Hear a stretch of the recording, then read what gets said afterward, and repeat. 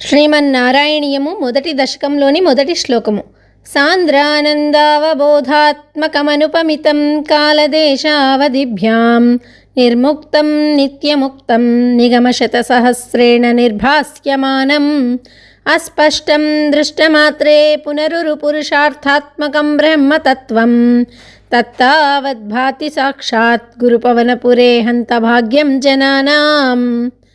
ఆ పరమాత్మ సచ్చిదానంద ఘనుడు, జ్ఞానస్వరూపుడు, సాటిలేనివాడు, దేశకాల వస్తువులకు అతీతుడు, సర్వవ్యాపకుడు, నిత్యముక్త స్వరూపుడు. వేదములు సైతం లక్షల కొలది అనువాకముల ద్వారా ఆ దివ్యస్వరూపుని గూర్చి వివరించుటకు పూనుకొని కూడా నేతి అనగా నా ప్లస్ ఇతి అని మాత్రమే చెప్పగలిగినవి కానీ పూర్తిగా వర్ణింపజాలకపోయినవి.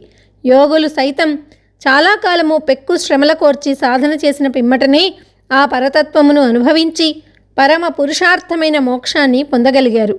ఆ పరబ్రహ్మమే గురువాయూరుపురమునందు సగుణ సాకార రూపమున నారాయణుడై వెలసి ప్రజలకు దర్శనమిచ్చుచున్నారు. వారి భాగ్యమును ఎంత అని కొనియాడగలము?